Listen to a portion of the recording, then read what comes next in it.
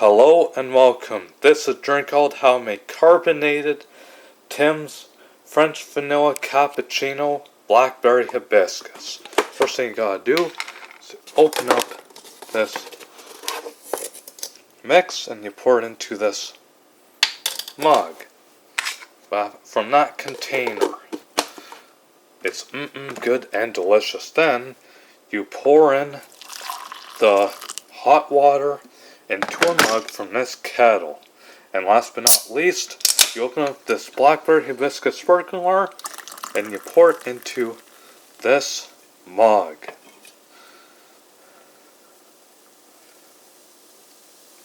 Just gotta let it settle.